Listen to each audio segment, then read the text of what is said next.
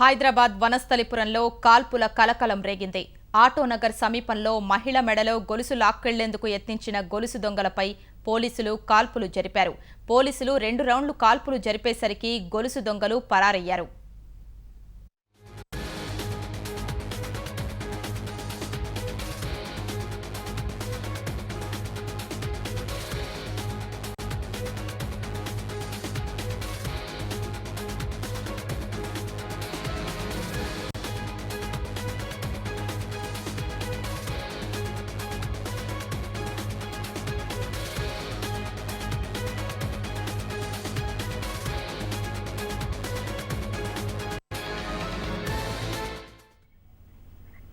అది good morning అండి. నేను పెట్టారు.